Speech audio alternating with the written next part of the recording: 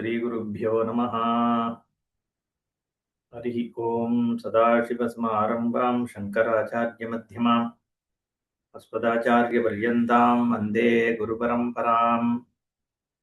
श्रुतिस्मृतिपुराणानाम् आलयं करुणालयं नमामि भगवत्पादशङ्करं लोकशङ्करं। शङ्करं शङ्कराचार्यं केशवं बादरायणं सूत्रभाष्यकृतौ वन्दे भगवन्तौ पुनः पुनः। ईश्वरो गुरुरात्मेति मूर्तिभेदविभागिने व्योमवद्व्याप्तदेहाय दक्षिणामूर्तये नमः। गुकारस्वन्धकारो वै ऋकारस्तन्निवर्तकः अन्धकारनिरोधित्वात् गुरुरित्यभिधीयते। ॐ सहना भवतु सहनौ भुनक्तु सह वीर्यङ्करवावहै तेजस्विनावधीतमस्तु मा विद्विषावहैः। ॐ शान्तिः शान्तिः शान्तिः। ॐ वार्ताय प्रतिबोधितां भगवता नारायणेन स्वयं व्यासेन कृतितां पुराणमुनिना मध्ये महाभारतम् अद्वैतामृतवर्षिणीं भगवतीम् अष्टादशाध्यायिनीम् अम्ब त्वामनुसन्दधामि भगवद्गीते भवद्वेषिणीम्।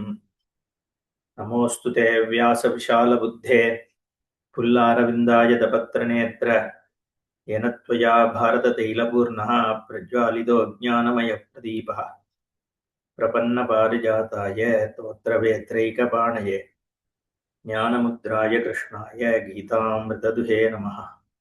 सर्वोपनिषदो गावो दोग्धा गोपालनन्दनः पार्थो वत्सः सुधीर्भोक्ता दुग्धं गीतामृतं महत्।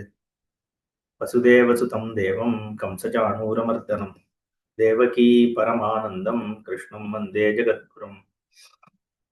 ॐ श्रीभगवानुवाच ब्रह्मणो हि प्रतिष्ठाहम्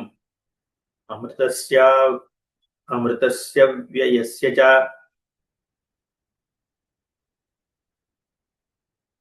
शाश्वतस्य च धर्मस्य सुखस्यैकान्तिकस्य च।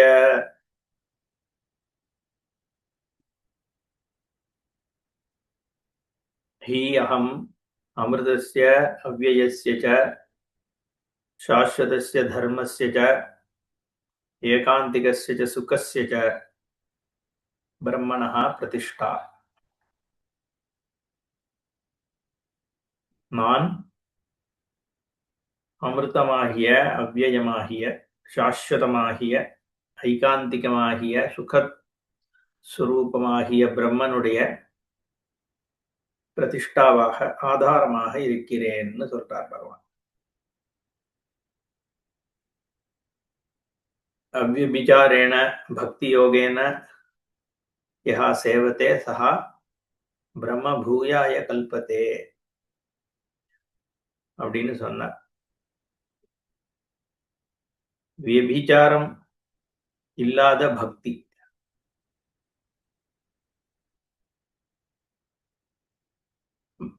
அந்த ஆத்ம ஞானம் ஒன்றே தேவை என்கின்ற ஒரு நிச்சயாத்மிக புத்தியோட செய்கின்ற காரியம் எல்லாத்துலயும் ஒரு அன்வேவரிங்கா மாற்றமே இல்லாமல், புத்தி சலனமே இல்லாமல் ஒரு பக்தி. ஏன்னா பக்திங்கிறது வெறும் ஒரு எமோஷனல் பக்தி அப்படின்னு நம்ம சொல்லும் பொழுது தகுணமாக ஈஸ்வரனை ரிலேட் பண்ற பக்தி, அதுதான் லௌகீகமா நம்ம பக்தின்னு சொன்னாலே அதுதான் பார்க்கணும். இங்க பஜனம்னு சொல்லும் பொழுது கமிட்மெண்ட், ஸ்திர புத்தி, ஈஸ்வரனை அடையணும் என்கின்ற ஒரு புத்திக்கு அவ்யபிச்சார புத்தி, பக்தி யோகம்னு சொல்றது.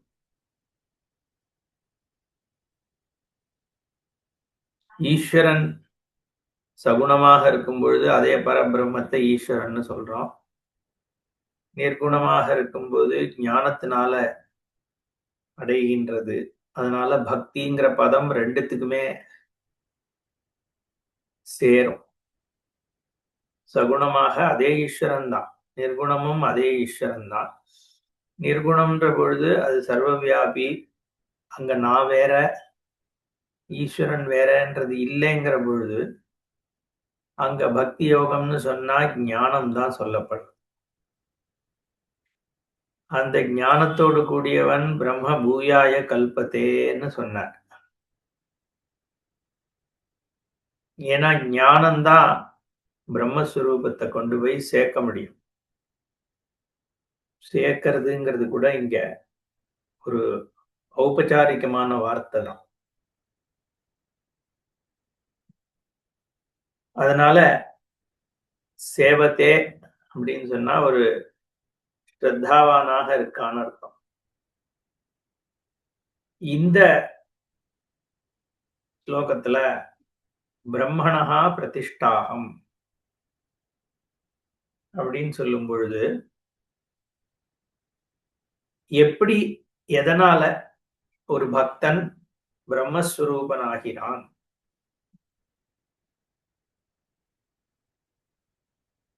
அப்படிங்கிறத இங்க காண்பிக்கிறார். ஏன்னா பிரத்யேகாத்மாவையும் அந்த பிரம்மத்தையும் சேர்க்க வேண்டியிருக்கு. அகமேவ பிரம்மன்னு சொல்லாம பிரம்மணஹா பிரதிஷ்டா அகம் அப்படின்னு இங்க சொல்றார். பிரம்மங்கிற பதம் ஈஸ்வரனை தானே பொதுவாக சொல்றது. தத்துன்ற பதம் ஈஸ்வரனை சொல்ற மாதிரி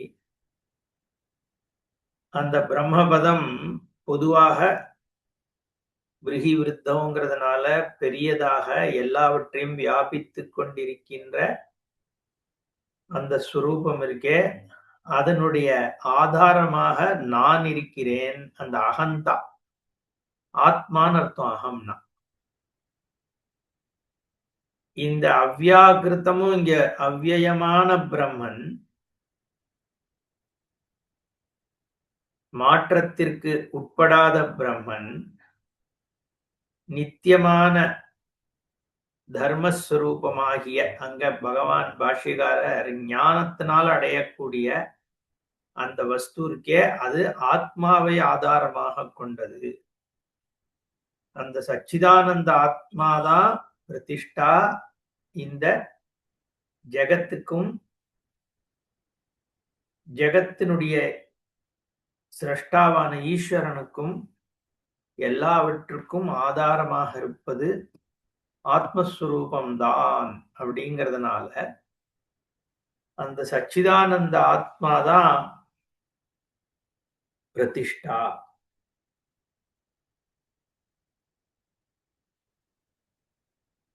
அப்போ குணங்கள் பிரகிருத்தினால, பிரகிருத்தியாகிய குணங்கள் காரியம் பண்றதுனால ஜெகத்தாக தெரியறது. அதனாலதான் ஸ்வபாவஸ்து பிரவர்த்ததேன்னு சொல்றாருன்னு பகவான். ஸ்வபாவகானா பிரகிருதி, குணங்கள். அந்த குணங்கள் சத்வரஜஸ்தமோ குணங்கள், பிரகிருதியானது இந்த காரியகரண சங்காதா தேகமாக ஆகி அது உலகத்தை வேறையாக பார்த்து இந்த அகங்காரமும் அதுல சேர்ந்துட்டு நடக்கின்ற விவகாரம் தானே ஜெகத்து. அத புரிந்து கொண்டவன், நான் என்னுடைய சொரூபம் இந்த குணங்களினுடைய சேஷ்டையிலிருந்து அப்பாற்பட்டது, இதுக்கெல்லாம் சாட்சியாக மாத்திரம் இருக்கிறது, என்னுடைய அதிஷ்டானத்தினால இந்த குணங்கள் தான் வேலையை பண்றதுங்கிற ஞானம் ஏற்படும் பொழுது அவன் குணாதீதனாகிறான். ஆத்மாவே பிரம்மன். ஆத்மா பிரம்மாசிரிதம்னா களிமண்ணு எப்படி பானைக்கு ஆசிரியம் மாறுதோ அந்த மாதிரி. ஏன்னா இந்த விவகாரம் முழுக்க விருத்தியாத்மகமான விவகாரம் தான். நான் பொருள்களை பார்க்கிறேன், உலகத்தை பார்க்கிறேன், இதை கேட்கிறேன், இதை சொல்றேன். இது எல்லா அனுபவங்களும் ஒரு விருத்தி தான். வெளியில ஒரு பொருள் இருக்கிறதா தெரிஞ்சாலும் அந்த பொருள் விருத்தியிலிருந்து தள்ளி இல்லை. எப்பவுமே விருத்தியிலேருந்து பிரிச்சு அந்த விருத்தியினுடைய பதார்த்தத்தை பார்க்க முடியாது. ஒரு பதார்த்தம் எனக்கு பிரகாசிக்கிறதுனா அந்த பதார்த்தமானது என்னுடைய புத்தி விருத்தியாத்மகமாக தான் பிரகாசிக்கிறது. அப்போ அந்த பதார்த்தத்தினுடைய பிரகாசத்தையும் பதார்த்தத்தையும் பிரிக்க முடியாது.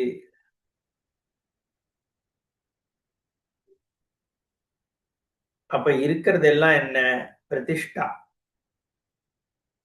இது எல்லாம் எதுல ஆதாரம் எதைய ஆதாரமா வச்சுட்டு இருக்குன்னா பிரஜானத்தை ஆதாரமா வச்சுதான் எல்லா பதார்த்த அனுபவமும் ஏற்படும். அப்ப அத்தனை பதார்த்தங்களுக்கும் பிரதிஷ்டை எதுன்னா பிரஜானம்தான் பிரதிஷ்டை. சத்தியஜானானந்த ஆத்மஸ்வரூபந்தான் இது அத்தனைக்கும் பிரதிஷ்டையாக இருக்கு. அப்படிங்கிறதுனால பிரம்மணஹா அகமேவ பிரதிஷ்டான்னு சொல்றார் பகவான். ஏன்னா குணாதீத்தனாக இருக்கிறதுனால. பிரம்மணஹா பரமாத்மனஹா ஹி யஸ்மாத் பிரதிஷ்டா அகம் பிரதிதிஷ்டதி அஸ்மின் இதி பிரதிஷ்டா அகம். பிரத்யகாத்மா. பிரம்மனுக்கு பரமாத்மாவிற்கு நான் பிரதிஷ்டை. பிரதிஷ்டம்னா என்ன? பிரதிதிஷ்டதி அஸ்மின், எதில் ஊன்றி இருக்கிறதோ அப்படின்னு அர்த்தம். யாரு? பரமாத்மாவனுடைய தன்மை எந்த சொரூபத்தில் வேரூன்றி இருக்கிறதோ அது யார்? நானே. அந்த நான் யாரு? பிரத்யகாத்மா. இந்த உடம்புல பிரத்யகா தனிப்பட்ட ஒரு ஆத்மாவாக எனக்கு ரொம்ப அண்மையில இருக்கக்கூடியதாக ஒரு ஆத்மா இருக்கேன் நான் சொல்லிட்டு இந்த தேகத்துல அந்த ஆத்மாதான் பிரம்மாவனுடைய அஸ்திவாரம். பிரம்மானா பிரம்மன். பரபிரம்மத்தினுடைய அஸ்திவாரமாக ஆதாரமாக உச்சம் பிரதிஷ்டான்னு சொல்றது தைத்திரிய உபனிஷத். பிரம்ம உச்சம் பிரதிஷ்டா. அந்த அத்தனையும் இதுலதான் உட்கார்ந்து இருக்கு. அமிர்தஸ்ய அவிநாசினஹா அவ்யயஸ்ய அவிகாரினா. அந்த மத்ததுக்கெல்லாம் சொல்றார். எப்பேற்பட்ட பிரம்மன் இது?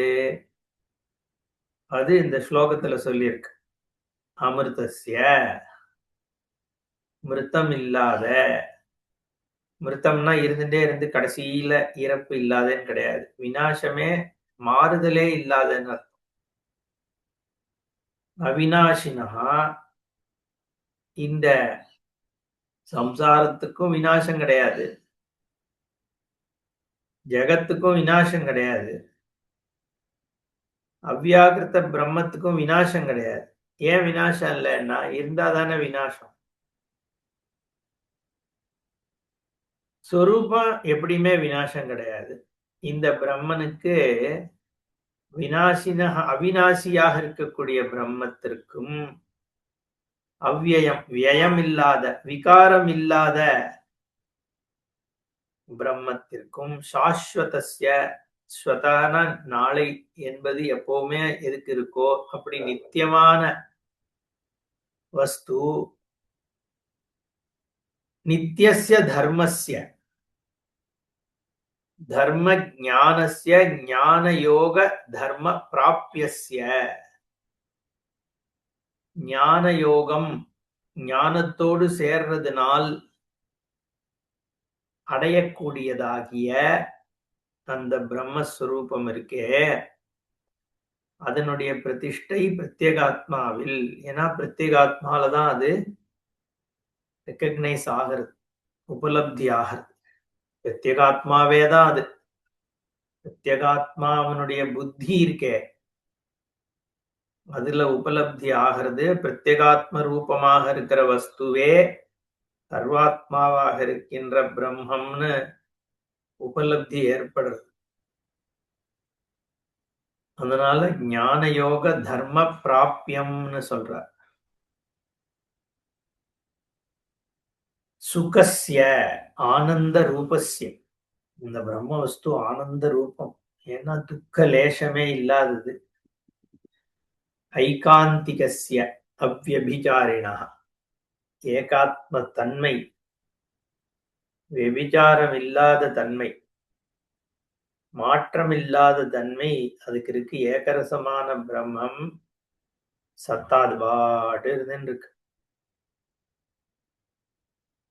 அவ்வளவுதான். ஸ்தானூன்னு வேதம் சொல்றது பகவான். அதுக்கு பிரதிஷ்டா அதிஷ்டானம் எதிரானா பிரத்யேகாத்மா அமிர்தாதி ஸ்வபாவஸ்ய பரமானந்த ஸ்வரூபஸ்ய பரமாத்மனः பிரத்யேகாத்மா பிரதிஷ்டா. ஏன் சம்யக் ஞானேன பரமாத்மதையா நிச்சயத்தே. சரியாக புரிந்துக்க ஆரம்பிச்ச உடனே பரமாத்மா பிரத்யேகாத்மா தான் என்று தெரிய வந்துவிடும். ஸ்ருதியினுடைய சிரவணத்தினால பிரத்யேகாத்மாவே பராத்மா என்கின்ற ஞானம் ஏற்படக்கூடியது என்பதனால் பிரத்யேகாத்மாவே பரமாத்மாவிற்கு பிரதிஷ்டா. அப்படி மட்டும்தான் ஞானமே ஏற்பட முடியும். ஏன்னா அதுதான் உண்மை. அந்த சுரூபத்துல மட்டும்தான் சத்தியத்துவம் இருக்கு, சத்தா இருக்கு. வேற எங்க போய் தேடினாலும் அது வேறையாக வேறையாக வேறையாக மாறிட்டே போகும். கடைசியில ஆத்ம வஸ்து ஒண்ணுதான் மீதி நிற்கும். விசாரம் பண்ணாலே அது இதான் அது நிற்கும். எதை நீ விசாரம் பண்ணாலும் அது ஆத்மாலதான் போய் நிற்கும். குணத்தை விசாரம் பண்ணு, குணம்னா என்ன, குணகுணிக்கு என்ன சம்பந்தம், எதுல குணம் உட்கார்ந்துருக்கு இப்படின்னு பார்த்தேன்னா எங்க கொண்டு வந்து நிற்கும்? பிரம்மத்துல, ஆத்மாலதான் நிற்கும். எதிர்க்க இருக்க பொருள்களுடைய தன்மை என்ன, அது அதனுடைய காரணத்திற்கு வேறாக இல்லை. அந்த காரணம் அதனுடைய காரணத்திற்கு வேறாக இல்லை. அதனுடைய காரணம் அதனுடைய காரணத்திற்கு வேறாக இல்லைன்னு இப்படியே போயிட்டே போய் அதுவும் ஆத்மாலதான் வந்து நிற்கும். காலம்னா என்ன தேடு, ஆத்மாலதான் நிற்கும். தேசம்னா என்னன்னு தேடு, விசாரம் பண்ணு, ஆத்மாலதான் வந்து நிற்கும். எல்லாம் பிரத்யேகாத்மால வந்து நிக்கிறதுனால சம்யக் ஞானேன பரமாத்மதையா நிச்சயத்தே. அதனாலதான் பிரம்ம பூயாய கல்பத்தே. அந்த மாதிரி விசாரம் பண்ணும் பொழுது பிரத்யேகாத்மால வந்து நிக்கிறதுனாலதான் ஒருத்தன் பிரம்மனாகிறான். புரியுறதா? அவன் ஆகல, அங்க வந்து ரிசால்வ் ஆயிடுறது. சித்தியதே சர்வ சம்சயா, எல்லா சந்தேகங்களும் நீங்கி சுரூபந்தான் அப்படின்ற இடத்துல வந்து நிக்கிறது. யயா ச ஈஸ்வர சக்தியா பக்தானுகிரகாதி பிரயோஜனாய பிரம்ம பிரதிஷ்டதே பிரவர்த்ததே சா சக்தி பிரம்மைவ அகம். யயா எதனால், ஈஸ்வர சக்தியா ஈஸ்வரனுடைய சக்தியினால், எந்த ஈஸ்வரனுடைய சக்தியினால், பக்த அனுகிரகாதி பிரயோஜனாய ஈஸ்வரனுடைய சக்தி என்ன பண்றது? பக்தானுகிரகம் பண்றது. பக்தானுகிரகம்னா ஞானத்தை ஆசிரியிக்கிறவனுக்கு இந்த ஈஸ்வர சக்தி அனுகிரகம் பண்றது. இல்ல ஆர்த்தோ ஜிக்ஞாசுர் அர்த்தார்த்தி அந்த பக்தன்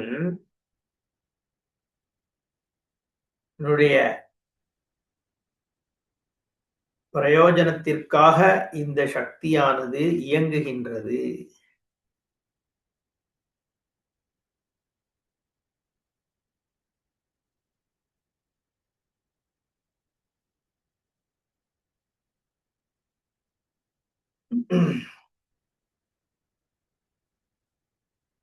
அந்த சக்தி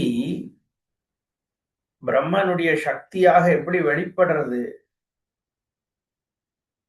பரம்பிரம்மத்தினுடைய சக்தி எப்படி வெளிப்படுறதுன்னா, எனக்கு அனுகிரகம் பண்றார் அப்படிங்கிறதுனால தானே சக்தி வெளிப்படுறது.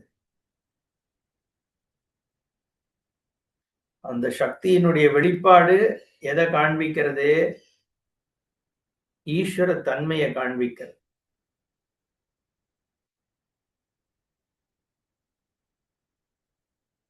சிருஷ்டி ஏற்பட்டிருக்குங்கிறதும் ஈஸ்வர சக்தி தான், மாயா சக்தி.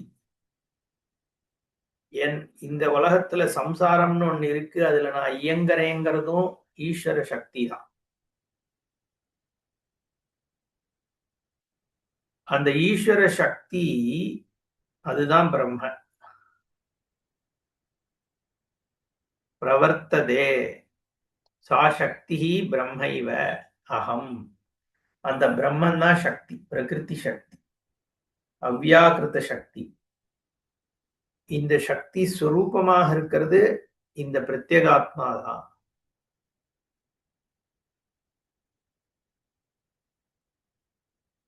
ஆதார ஆதேய சம்பந்தம் கிடையாது இங்க.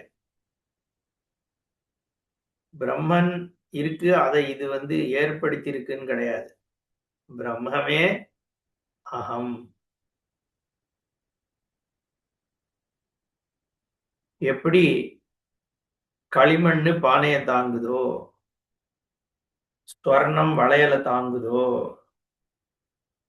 அப்படி ஆத்மாவானது பிரம்மத்தை தாங்கிறது. பிரம்மமே ஆத்மா, ஆத்மாவே பிரம்மன். மத்த அனாத்மான்றது மித்யா. அதுல இந்த ஈஸ்வர சக்தியும் சேர்த்தி.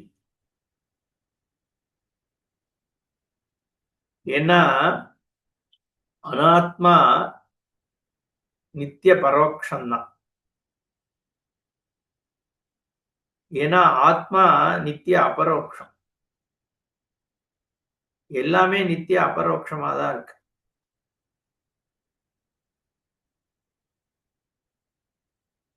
அதனால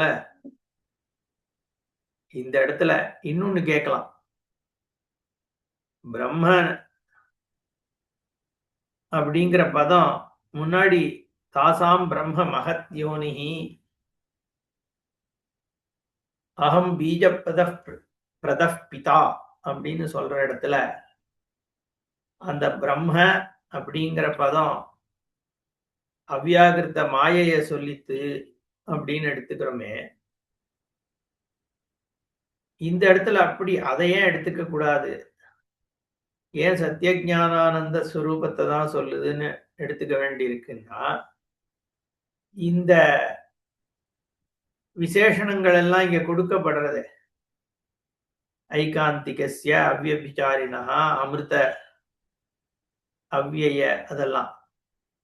இதெல்லாம் மாயைக்கு பொருந்தாது. அதனால இந்த இடத்துல பிரம்மத்தை தான் சொல்றது அப்படின்னு தான் எடுத்துக்க வேண்டியிருக்கு. சாஸ்வத தர்ம கோப்தா, சுகஸ்வரூபம், பூர்ணஸ்வரூபம், ஐகாந்திக ஸ்வரூபம் என இருந்துட்டே இருக்குது. மாறாத தன்மையோடு சத்தியஸ்வரூபமாக இருக்கிறதுனால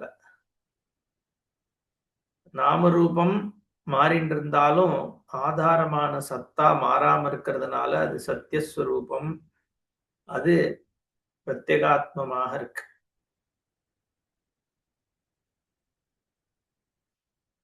குணாதீதனாக இருக்கிறதுனாலேயே ஈஸ்வர பிரம்மமாக ஒருத்த ஆயிட முடியுமா? என்னதான் நான் குணாதீதன்னு என்ன தெரிஞ்சின்றா கூட இப்படி ஒரு சர்வசக்திமானாக இருக்கக்கூடிய ஈஸ்வரன் என்னகிட்டதான் பிரதிஷ்டிதமா இருக்காருன்னு எப்படி சொல்றது? ஏன்னா இந்த சக்தினாலதானே ஈஸ்வரன் வரார். அந்த சக்தி சம்சாரத்தை ஏற்படுத்தக்கூடிய ஒரு சக்தி. அதுதான் பிரகிருதி, மாயை, அவ்யாக்கிருதம் என்கின்ற பதத்தினால நம்ம சொல்றோம். அப்ப அந்த ஈஸ்வரிய சக்திங்கிறது எதுன்னா இந்த உலகத்தை காண்பிக்கின்றது, அதுல என்னை இயக்க வைக்கிறது,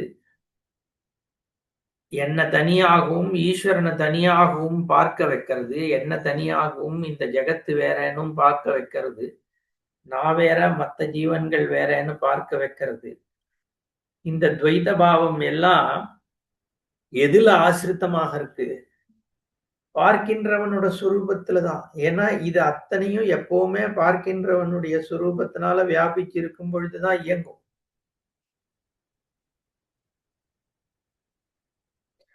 அப்போ இந்த சக்தி ஈஸ்வர சக்தியாகவும் ஜீவசக்தியாகவும் பிரிஞ்சு எனக்கு தெரியறதுனாலும் ஒரே சக்தி தான்.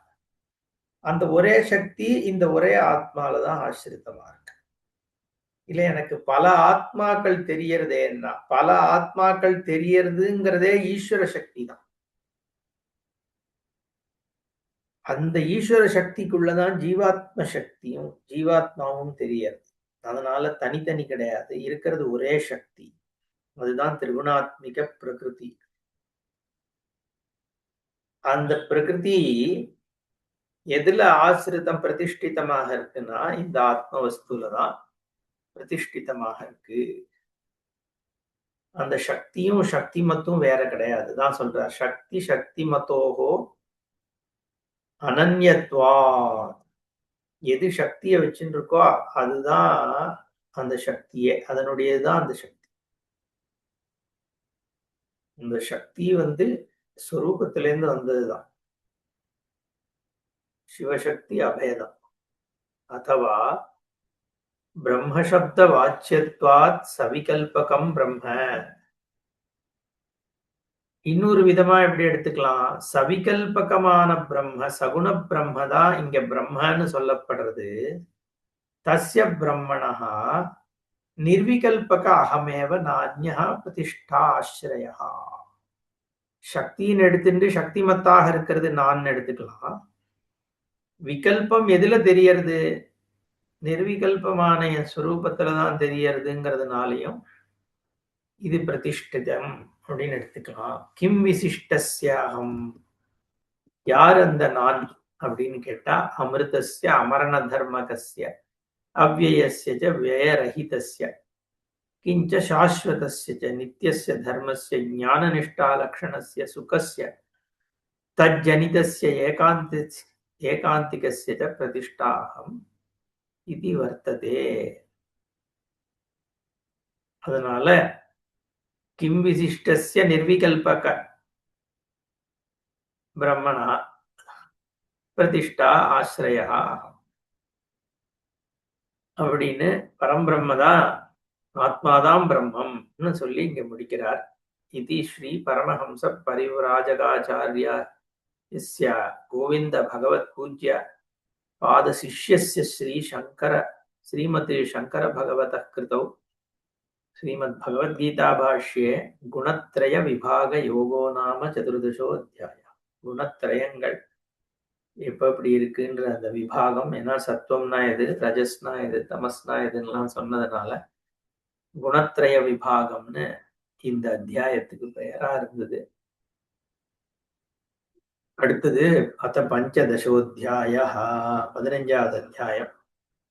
ரொம்ப முக்கியமா ஒரு அத்தியாயம் இது. ஏன்னா புருஷோத்தம யோகம்ன்ற இந்த அத்தியாயத்தை தான் பொதுவாக ஆகாரம் பண்றதுக்கு முன்னாடி எல்லாம் சொல்றது. ஏன்னா அக்னி ரூபமாக ஜடரத்துல இருந்துட்டு நான் தான் தன்னிவிஷ்டா, நான் தான் எல்லாத்தையும் அன்னத்தெல்லாம் நான் சாப்பிடுறேன். அகம் வைஸ்வானரோ பூத்வா பிராணினாம் தேகமாஸ்ரிதः பிராண அபான சம்யுக்தः பச்சாமி அன்னம் சதுர்விதம் சர்வஸ்ய ச அகம் ஹிருதி சந்நிவிஷ்டः. இப்படிலாம் பகவான் தன்னுடைய சர்வ வியாபகத்துவத்தெல்லாம் ரொம்ப அற்புதமாக சொல்லக்கூடிய ஒரு அத்தியாயம்ங்கிறதுனால இது ரொம்ப விசேஷமாக மத்தியானம் போஜனத்துக்கு முன்னாடி சொல்ற வழக்கம் ஆல்மோஸ்ட் நம்ம சம்பிரதாய ஆசிரமங்கள் எல்லாத்துலயும் பார்க்கலாம். ஏன்னா போன அத்தியாயம் முடியும் பொழுது குணாதீதன் என்ற லட்சணத்தை சொன்னார் இல்லையா? அப்போ குணாதீதமாக இருக்கு பிரம்ம வஸ்துன்னு சொல்லி முடிச்சிருக்கார் பகவான். பகவான் இங்க பாஷ்யக்காரர் இந்த அத்தியாயம் எப்படி ஆரம்பிக்கிறான்னு பார்ப்போம். யஸ்மாத் மததீனம் கர்மிணாம் கர்மபலம் ஞானினாம் ச ஞானபலம் அத்தः பக்தி யோகேன மாம் ஏ சேவந்தே தே மம பிரசாதாத் ஞான பிராப்தி கிரமேண குணாதீதாக மோக்ஷம் கச்சந்தி கிமு வக்தவ்யம் ஆத்மனः தத்துவமேவ சம்யக் விஜானந்தः இத்யதः பகவான் அர்ஜுனேன அப்ருஷ்டः अपि ஆத்மனः தத்துவம் விவக்ஷுः உவாச்ச ஊர்த்வமூலம் இத்தியாதி. ஈஸ்வராதீனம்தான் கர்ம பலன். கர்மாக்களுக்கெல்லாம் பலன் கொடுக்கிறவர் பரமேஸ்வரன். அவர்தான் பகவான் ஸ்ரீகிருஷ்ணன். சர்வ வியாபியாக இருக்கிற அந்த சகுண பிரம்மத்தை ஈஸ்வரன் சொல்ற. அந்த ஈஸ்வராதீனம்தான் கர்மட்டர்களுக்கு கர்மத்துக்கு பலன் கொடுக்கிறது ஈஸ்வரன். அதே மாதிரி ஞானிகளுக்கு ஞான பலத்தை கொடுக்கறதும் ஈஸ்வரன் தான். எல்லாமே ஈஸ்வரானுகிரகத்தினாலதான் சித்திக்கிறது. ஞானத்தையும் அந்த ஏன்னா அது எப்படி சுவாமி ஈஸ்வரனே மித்தியாங்கிறேள், பிரம்ம நிர்குணம் தான் சத்தியம், சகுண பிரம்மமாகிய ஈஸ்வரன் மித்தியாங்கிறேள், அது எப்படி ஞான பலத்தை கொடுக்கிறது? ஞான பலன்றது அவித்யை நிவர்த்தி பண்றது தானே ஞான பலன். அந்த அவித்யை எங்க இருக்கு? மித்யா ஜெகத்துலதானே இருக்கு. அப்போ ஞான பலனும் மித்யால தானே இருக்கு. மித்யை யாரோட அதீனம்? ஈஸ்வராதீனம். ஈஸ்வராதீனமான மித்தியில தான் ஜீவன் இருக்கு. அதை புரிஞ்சுக்கணும். நம்ம ஞானமே மித்தியை தான். சத்திய ஞானம் எப்படி இருக்க முடியும்? அப்ப சத்தியமான அவித்யை இருக்கணும். சத்தியமான அவித்யை இருக்கணும்னா அத்வைதம் எப்படி சித்திக்கும்? இது புரிய மாட்டேன், இது புரிஞ்சா ஞானம் வந்துருக்குன்னு அர்த்தம். எல்லாமே மித்தியை தான். ஜீவத்துவமே மித்தியை தான். அதனால ஈஸ்வராதீனம் தான் ஞான பலனும். அத்தः பக்தி யோகேன மாம் ஏ சேவந்தி. அதனால ஈஸ்வர பக்தி பண்ணணும். சர்வாத்மாவாக இருக்கிற சகுண பிரம்மன் தான் ஈஸ்வரன். ஈஸ்வர பக்திங்கிறது ரொம்ப முக்கியம். ஆச்சாரியால் நிறைய சொல்றாளே இத பாஷ்யம் முழுக்க. இவாள்லாம் ஏதோ பாஷிகாரர் ஈஸ்வரனை ரெக்கக்னைஸ் பண்ணாத மாதிரி பேசுறான் மத்த சம்பிரதாயக்காரர்களும். ஞானமும் ஈஸ்வராதீனம்தான், கர்ம பலனும் ஈஸ்வராதீனம்தான் அப்படின்னு இவ்வளவு ஸ்பஷ்டமா சொல்றார். நம்மெல்லாம் ஈஸ்வரனுக்கு சமர்ப்பித்தர்கள் அத்வைதிகள் எல்லாம். நம்மளோட சர்வஸ்வமும் ஈஸ்வரன் தான் அப்படின்னு சத்வாதி. நம்ம ஒன்றும் மாயாவாதி கிடையாது. அந்த பக்தி யோகத்தினால யாரு என்ன ஆசிரியிக்கிறாளோ அவா என்னுடைய பிரசாதத்தினால, என் அனுகிரகத்தினால ஞான பிராப்தி அடைஞ்சி, ஞான பிராப்தி கிரமேண குணாதி தத்துவத்தை அடைஞ்சி மோட்சம் அடைகிறார்கள். அதனால போன அத்தியாயம் முழுக்க என்னுடைய பக்தினால இந்த குணாதீத்வ தன்மையை அடைஞ்சு மோட்சம் அடையறான்னு சொல்லியிருக்கு. கிமு வக்தவ்யம் ஆத்மனஹா தத்துவமேவ சம்யக் விஜானந்தா. நன்றாக ஞான் எனக்கு அப்ப என்ன பக்தாளா இருக்கவாளே உயர்வுனா, என்னுடைய சுரூபம் ஏற்கனவே அறிந்தவர்கள், தன்னுடைய அகங்காரத்தை ஏற்கனவே ஃபால்சிஃபை பண்ணவர்கள், அவளை பத்தி எவ்வளவு உயர்வு எவ்வளவு சொன்னாலும் போராது. அதனால இங்க அவளை பத்தி தானாகவே பகவான் சொல்ல ஆரம்பிக்கிறாருன்னு பாஷ்யக்காரர் கனெக்ஷன் கொடுக்கிறார்.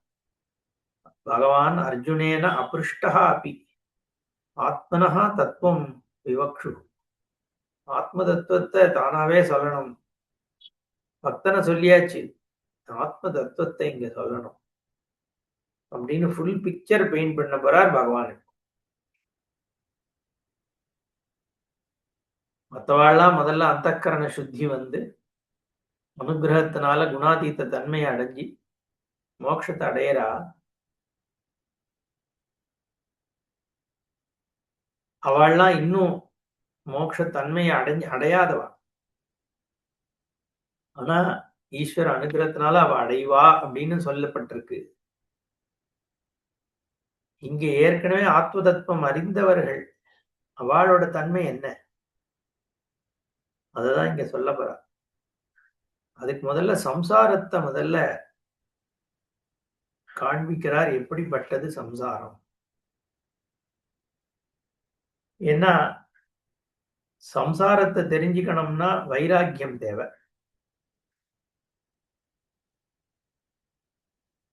சம்சாரத்திற்குள்ள மோட்சம் கிடையாது அப்படிங்கிறது முதல்ல புரியணும். சொர்க்கத்துக்கு போனாலும் சரி, எங்க போனாலும் சரி, சாம்சாரிக்கமான துவைத்த பாவம்னா சம்சாரம். இரண்டான தன்மை, இரண்டுக்கு மேலான தன்மை, அது இருக்கிற வரைக்கும் மோட்சம்ங்கிறது வாய்ப்பு இல்லை. ஏன்னா அது ஒரு அதிருப்தியை தானே ஏற்படுத்தும். சம்சாரத்துக்குள்ள மோட்சத்தை தேடுறதுங்கிறது கிடைக்க போறது ஒண்ணும் இல்லை. ஏன்னா மோட்சம்ங்கிறதே சம்சாரம் இல்லாத தன்மை தான். சம்சாரத்துக்குள்ள இருக்கிறது எல்லாமே சம்சாரம் தான். அப்போ இது புரிஞ்சுக்கணும்னா முதல்ல ஒரு வைராக்கியம் வரணும், விரக்தி வரணும். இந்த சம்சாரத்தினால ஆக போறது இல்லை. ஆனா இந்த சம்சாரத்தினால ஆக போறது இல்லைன்னு புரிஞ்சுக்கிறதுக்கு முதல்ல மோட்சம்னா என்னன்னு புரிஞ்சுக்கணும். இதுல என்ன பிரச்சனைங்கிறத புரிஞ்சுக்கணும். என்ன இருக்கு என்ன இல்லை, இது எப்படி இயங்குதுன்னு புரிஞ்சுக்கணும். சம்சாரத்தினுடைய தன்மையை சரியா எந்த ஒண்ணுத்தை டிஸ்மிஸ் பண்றதுக்கு முன்னாடி அதை சரியா புரிஞ்சுக்கணும். வேற ஒருத்தனோட சித்தாந்தத்தை டிஸ்மிஸ் பண்ணணும்னா கூட முதல்ல அவன் என்ன சொல்ல வரான், அவன் எந்த ஸ்டாண்ட் பாயிண்ட்ல இருந்து அதை சொல்றான், ஸ்ரத்தையாக தெரிஞ்சுட்டு அதுக்கப்புறம் தான் அதை டிஸ்மிஸ் பண்ண முடியும். நீயா ஒண்ணுத்த வந்து அவன் இதைதான் சொல்றான்னு நம்பிட்டு அதை டிஸ்மிஸ் பண்றது அர்த்தம் கிடையாது. அப்புறம் அவன் நான் அதை சொல்லவே இல்லைன்னு சண்டைக்கு வரப்போறான். இந்த மாதிரி இந்த சம்சாரத்தை பத்தி என்ன, முதல்ல இதனுடைய எப்படி இயங்குறது இந்த சம்சாரம், இதனுடைய தன்மை என்ன, அதை தெரிஞ்சுக்கிறதுக்கு தான் இங்க முதல்ல ஒரு அழகான ஒரு இமேஜரி ஒண்ணுத்த பெயிண்ட் பண்றார், ஒரு உருவகத்தை காண்பிக்கிறார் பகவான். சம்சாரங்கிறது எப்படி இருக்கு,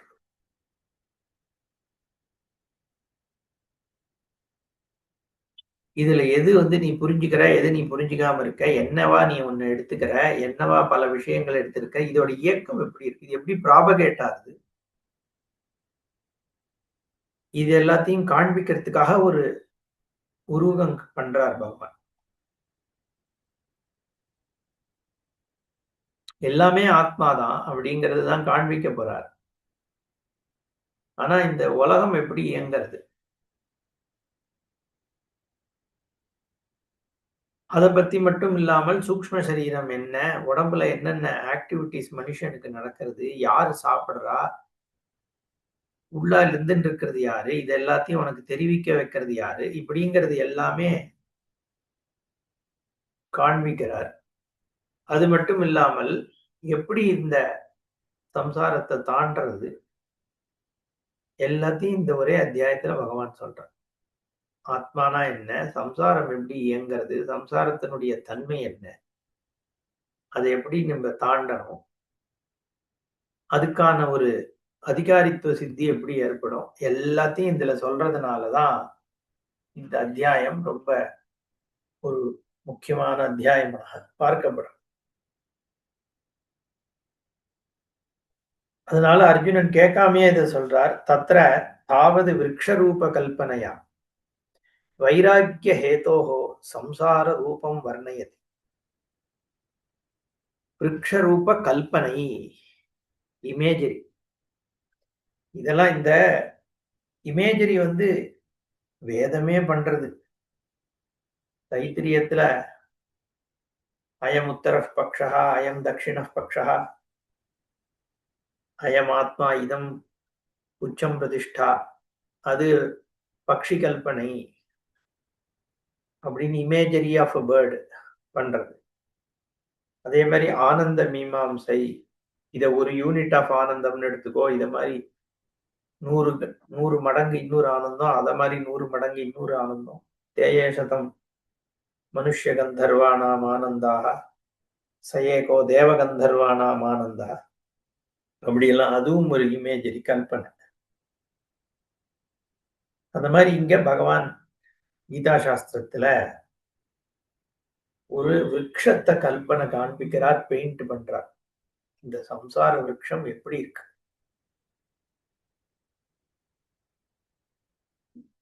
வைராக்கியம் எப்படி இருக்கணும், எப்படி இந்த சம்சாரத்தினுடைய தன்மையை தெரிஞ்சுக்கிறதுனால உனக்கு வைராகியம் ஏற்படும், அவடெல்லாம் காண்பிக்கிறதுனால விரக்தஸ்யஹி சம்சார சம்சாராத் பகவதா தத்துவஞானே அதிகாரா. இந்த சம்சார விஷயங்கள்ல விரக்தி வந்தவனுக்கு தான் பகவத் தத்துவ ஞானத்துல அதிகாரம். பகவதா தத்துவ ஞானம், பகவானோட ஸ்வரூப ஞானம் இது. நம்ம பகவானை விட்டுட்டு பார்க்கல. ஏன் திருப்பி திருப்பி சொல்றேன்னா, மத்தவாள்லாம் என்ன நினைச்சுக்கிறா, இந்த மத்த சம்பிரதாயவாதிகள்லாம் நம்ம பகவானாக தான் எல்லாத்தையும் பார்க்கிறோம். அத்வைதி எல்லாம் பகவான்னு பார்க்கறான். இவனை போய் பௌத்தன்னு சொல்றது, அது இதுன்னு சொல்றதெல்லாம் தப்பு. பகவான் மட்டும்தான் இருக்கார், வேற ஒண்ணுமே இல்லை அப்படிங்கிறது தான் ஞானம். நிர்குணம்னா அவன் புரிஞ்சுக்க மாட்டேங்கிறான். நிர்குணம்னு ஒண்ணு இல்லவே இல்லை. யாரோ ஒரு சேனல்ல கண்டபடி திட்டுறாப்புல. ரொம்ப கஷ்டமா இருந்தது கேட்க. நிர்குணம்னா என்னன்னு அவன் நிர்குணம்னு ஒண்ணு கிடையாது, அப்போ கடவுள் இல்லைன்னு சொல்றான், அதனால எல்லாம் போகுதான். எதையாவது சொல்ல வேண்டிய இருக்கிறதே வெறும் நிர்குணம் மட்டும்தான்றோம் நாம. நிர்குணம்னு இப்போ குணம் இருக்கிற சுரூபம் குணின்னு சொல்ல வேண்டியிருக்கு இல்லையா? குணின் மட்டும்தான் இருக்கார் அப்படின்றத நம்ம நிர்குணம்னு சொல்றோம். ஏன் அப்ப குணின்னு சொல்லக்கூடாதுன்னா, குணம் இருந்தாதானே அவர் குணின். குணம்ன்றதே இல்ல. ஆனா நீ குணின்னு, குணம் இருந்தா யார குணின்னு எடுத்துப்பியோ அந்த சுரூபம் இருக்கு. ஆனா அது குணம் இல்லாத சுரூபம் அப்படி இருக்கு. அதான் நிர்குணம். நிர்குணம்னா இல்லை, குணம்தான் இல்ல, குணம் இல்லாத சத்தா மட்டும் இருக்கு. ரொம்ப சிம்பிள் விஷயம், அது எப்படி புரிய மாட்டேங்குதுன்னு தெரியல. எனிவே, ஸ்ரீ பகவான் உவாச்ச ஊர்த்வமூலம் அதஷாகம் அஸ்வத்தம் பிராஹுரவ்யயம் சந்தாம்சி யஸ்ய பர்ணானி யஹா தம் வேத ச வேதவித்.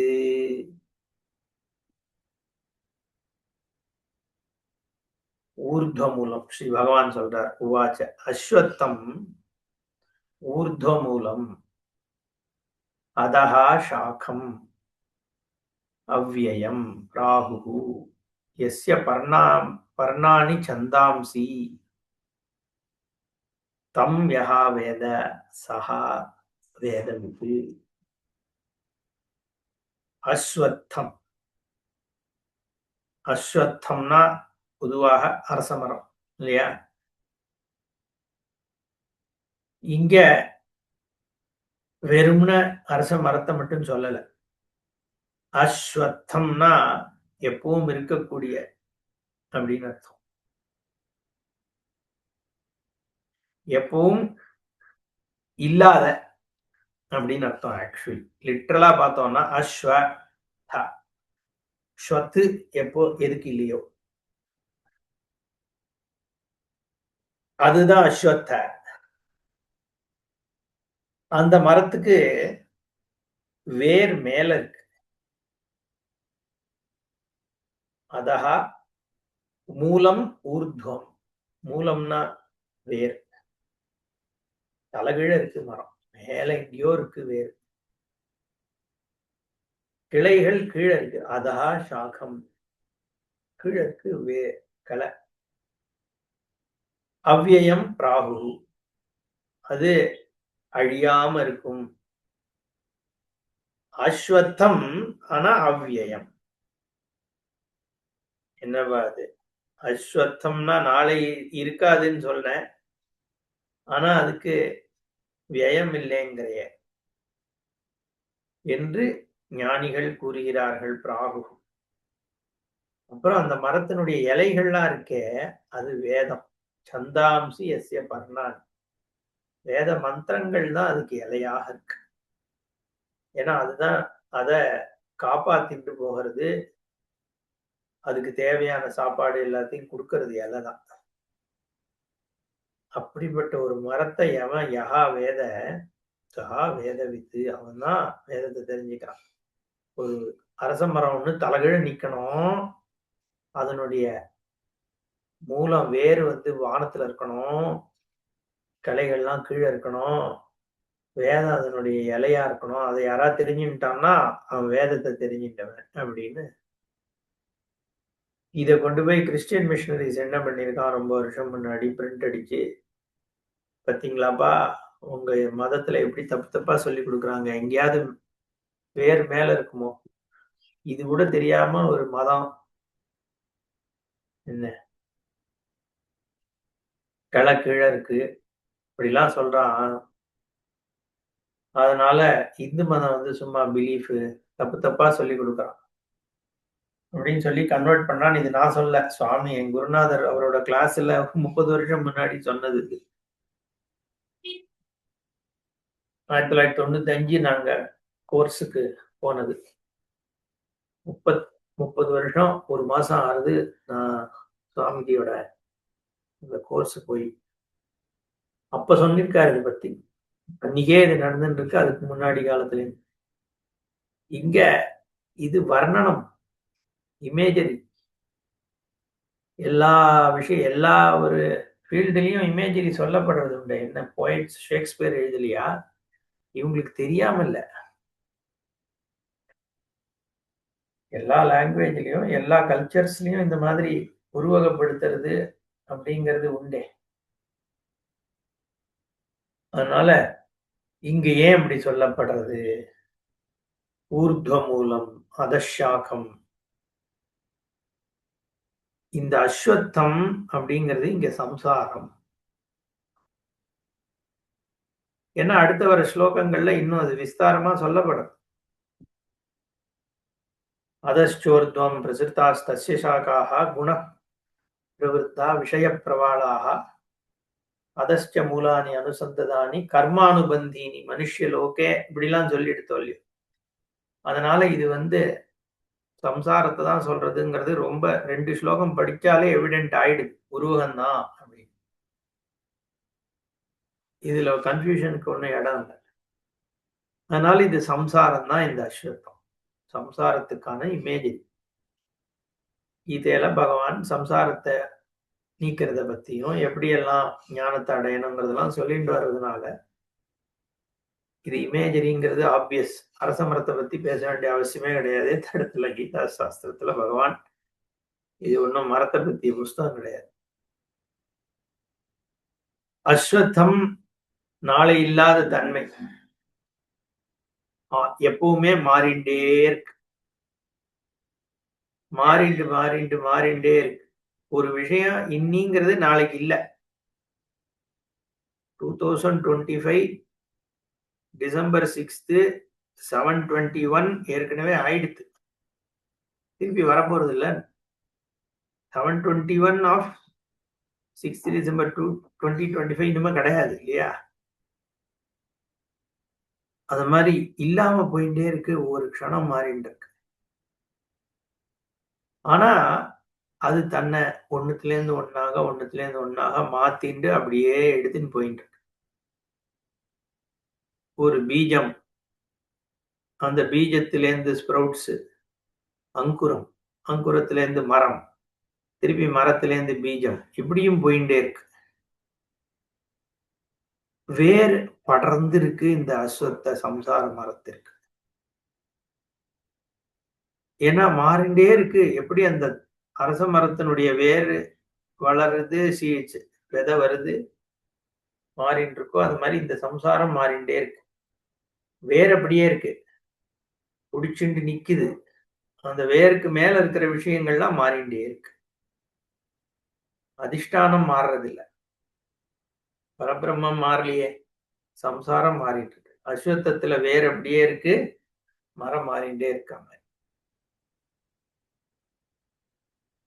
ஆனா அழியறது இல்லை, அவ்வியயமாக இருக்கு. வேர் ரூபமாக நாம ரூபங்கள் மாறிண்டே இருக்கு. எல்லாம் வந்து வந்து போயிட்டு இருக்கு. எல்லாம் பிரளயத்துக்கு போகும்போது கூட திருப்பி அவ்வியாகிருத்தமாக இருக்கு. தூக்கத்துக்கு போனாலும் அவ்வியாகிருத்தமா இருக்கு, திரும்பி வந்துருது. அப்போ அதுக்கு ஆரம்பம் இல்லை, அழிவும் இல்லை, வருது போறது வருது போறது அப்படி பண்ணிட்டு இருக்கு. எப்படி தூங்குறோம் எழுந்துக்கிறோமோ அந்த மாதிரி சம்சாரம் வந்து வந்து போயிட்டு இருக்கு. அதனால நித்தியமா அழிஞ்சு போயிடுச்சுன்னு சொல்ல முடியுமோ? சம்சாரத்துக்கு சொல்ல முடியாது. இன்னொரு விஷயம் இந்த சம்சாரத்துல பார்த்தேன்னா, மரம் மாதிரி ஏன் சொல்றோம்? மரத்தை எது தாங்கி பிடிச்சுட்டு இருக்கு? வேர் தான். ஆனா வேர் கண்ணுக்கு தெரியுதோ?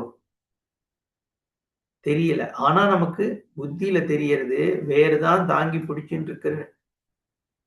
அதனாலதான் நிக்குதுங்கிறது தெரியும். ஆனா கண்ணுக்கு வேர் தெரியல, மண்ணு கீழே தான் இருக்கு. ஆனா அது இருக்கு, ஏதோ ஒண்ணு தாங்கி பிடிக்கிறது, அஸ்தி அப்படிங்கிற ஒரு புத்தி இருக்கு. அந்த மாதிரி இந்த சம்சாரம் எதுலயோ நிக்குதுன்றது நமக்கு இயற்கையாவே புத்தியில தெரியாது. சம்சாரத்தை பார்க்கும் பொழுதே காரியத்தை பார்த்தா அதுக்கு காரணம் இருக்குங்கிறது தெரியறது. அது என்ன ஏதுன்னு நம்ம கண்ணுக்கு தெரியல. ஏன்னா உலகத்துல இந்த காரிய காரண சம்பந்தங்கள் இருந்துட்டே இருக்கும் இல்லையோ, அதை பார்த்து இதையும் நம்ம தெரிஞ்சுக்க முடியாது. அது மாதிரிதான் மரத்துல இருக்க மாதிரியே சம்சாரத்தை பொறுத்த வரைக்கும் அந்த காரியம் இது ஆதாரமா இருக்கிறது இருக்கு அப்படிங்கறது நம்ம இன்ஃபர் பண்றோம். ஏன் நம்ம கண்ணுக்கு தெரியல? இது காரணம். ஏன்னா அது நமக்கு அப்பாற்பட்டு இல்லாததுனால நமக்கு தெரியல, புதைஞ்சிருக்கு அடியில. வேற எங்க புதைய முடியும்? வெளியில இருந்தா அது புதையுதுன்னு சொல்ல முடியாது. நமக்கு அவைலபிள், நமக்குள்ளேயே புதைஞ்சிருக்கு. அதனால சிருஷ்டியை தான் நான் வெளியில பாக்குறேனே ஒழிய, சம்சாரத்தை தான் பாக்குறேனே ஒழிய, அதுக்கு காரணமான சுரூபம் தெரியல. எப்படி வேறு மண்ணு கீழே இருக்கும், அது மாதிரி இந்த சம்சார காரணம் மறைஞ்சிருக்கு.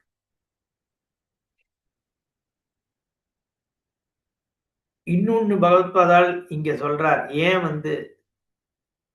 இது ஊர்த்வ மூலம்னு சொல்லியிருக்கு. இது ஊர்த்வ மூலம் காலதः சூக்ஷ்மத்வாத். காலத்தினால சூக்ஷ்மம், காலத்தை விட சூக்ஷ்மம். அதனால அது ஊர்த்வ மூலம். காலம் தேசம், இது ரெண்டுத்த ஆதாரமா வச்சுதான் இந்த சம்சாரம் நடக்கிறது இல்லையோ. காலம் தான் main. X axis, Y axis, time and space தான். அதுக்குள்ளதான் வேர்ல்டு சம்சாரமே. அதுக்கும் ஆதாரமாக இருக்கிறதுனால இது ஊர்துவமாக இருக்கு. எது? காரணமாகிய இந்த வேர் மேல இருக்கு, இதுக்கெல்லாம் வெளியில இருக்குன்னு. ஏன்னா காலம் நமக்கு தெரியலையே, கண்ணுக்கு தெரியல. ஆனா நம்ம காலத்தை உணர்றோம் புத்தியினால். இங்க புத்தி காரணமாக இருக்கக்கூடிய, சம்சார காரணமாக இருக்கக்கூடிய இந்த பிரம்மம் ஊர்துவ மூலம். காரணம்னு வேற சொல்றாரு பாஷ்யக்காரர். காலத்தா சூக்ஷ்மத்வாத் காரணத்வாத், அதனாலையும் ஊர்துவ மூலம். அதுவும் கண்ணுக்கு தெரியாம வேறாக எங்கேயோ இருக்கு.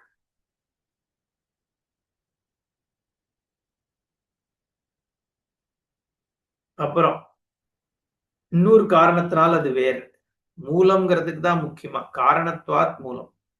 நித்தியத்வாத், மேல இருக்கிற மரம் மாறிட்டே இருந்தாலும் அஸ்வத்தத்தினுடைய, ஏன்னா அஸ்வத்தம் வடவிருக்ஷ அந்த ஜாதியில தான் வருது. வடவிருக்ஷம் இருந்துட்டே இருக்கும், அதனுடைய வேர் எங்கேயோ இருக்கும். விழுதுகள் வந்து வந்து வந்து எங்கேயோ அது பாட்டு முதல்ல வந்த மரம் போனா கூட அதனுடைய வேர் கீழே இருந்துட்டு இருக்கும். ஆனா விழுது வந்து வேற மரமா ஆகி ஏதோ ஒரு இடத்துல வளர்ந்துட்டு. அது மாதிரி நித்தியம் மாறிண்டே இருக்கு இந்த சம்சாரம், இங்க எங்கேயும் போயிட்டு இருக்கு. ஆனா காரணமானது இருந்துட்டே இருக்கு. அதனால ஊர்துவம், நித்தியத்தினாலையும் ஊர்துவம். அந்த வேர் இருக்கும் பொழுது மரத்தை வெட்டி வீழ்த்தினாலும் அது திருப்பி வந்துடும்.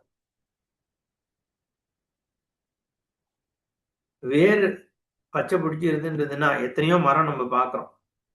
வெட்டினா மரம் கிளை கிளை எல்லாத்தையும், வேப்ப மரமே அப்படிதான், வாழை மரம் அப்படிதான். வெட்டினாலும் பச்சை இருந்ததுன்னா அங்க மேல திருப்பி துளிர் விட்டு அது விழுந்து வந்துடும். ஏன்னா மூலம் இருக்கு, காரணம் இருக்கு, நித்தியமாக அது இருந்துட்டு இருக்கு. சம்சாரத்துல நாம ரூபங்கள் மாறிண்டே இருந்தாலும் ஆதாரமாக இருக்கிற விஷயம் இருந்துட்டே இருக்கு, நித்தியத்துவா. அதனால அது ஊர்துவம், மூலம். மூலமா நித்தியமா இருக்கிறதுனால மூலம். மகத்வாது, மகத்தாகவும் இருக்கு, பெரியதாக இருக்கு, எல்லாத்தையும் தாங்கி பிடிக்கக்கூடியதாக இருக்கு, எல்லையற்றதாக இருக்கு. உலகத்தை பொறுத்த வரைக்கும் பரபிரம்மம் மாயாசக்தியோட, ஏன்னா இது அவ்யாகிருத்த மாயையோட சேர்ந்ததுதான் அப்படின்னு இங்க பாஷ்யக்காரர் சொல்றார். மகத் ஊர்துவம் உச்சியதே பிரம்ம அவ்யக்தம் மாயா சக்திமத்து தன் மூலமஸ்யேதி. அவ்யக்தமாகிய மாயாசக்தியோடு கூடிய பிரம்மம், அதுவே இதனுடைய மூலம். சம்சார விருட்சத்தினுடைய, சம்சார விருட்ச ஊர்துவ மூலகா, ஆதாரமாக இருக்கு அவ்யாகிருத்த மாயாசக்தி.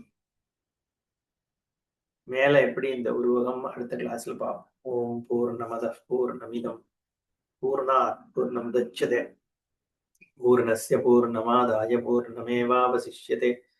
ஓம் சாந்தி சாந்தி சாந்தி. ஹரி ஓம் ஸ்ரீ குருभ्यो நமः. ஹரி ஓம்.